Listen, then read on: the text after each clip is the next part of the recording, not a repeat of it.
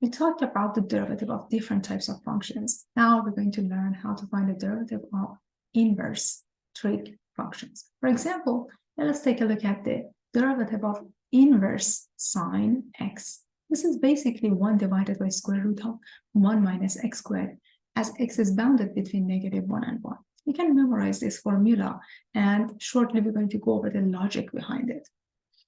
Remember the graph of sine x. The graph of sine x is bounded between -pi/2 and pi/2. The reason is we want to make it to be a one-to-one function so we can define its inverse. The inverse of the function is inverse sine or arc sine. Now that we know this fact, since y is equal to inverse sine of x, the meaning of that by definition is sine of y is equal to x. And x is bounded between -1 and 1. It makes y to be bounded between -pi/2 and pi/2. Since sine of y is equal to x, you can take the derivative of both sides. But note that y is a function. So when you're taking the derivative, make sure you have the derivative with respect to x present as well.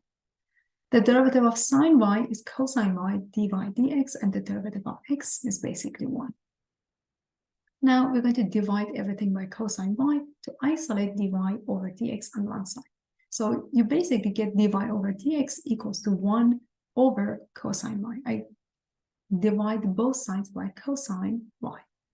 Now we're going back to precalculus. For precalculus, remember the trig identity. We have sine squared plus cosine squared equals to 1. So cosine squared is 1 minus sine squared, or cosine y is plus minus square root of 1 minus sine squared.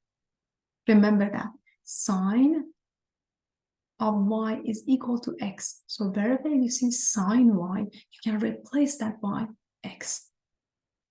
Cosine y becomes plus minus square root of 1 minus x squared.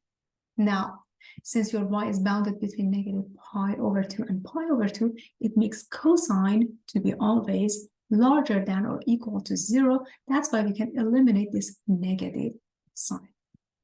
So basically, dy over dx is 1 over cosine y, or it is equal to 1 over square root of 1 minus x squared.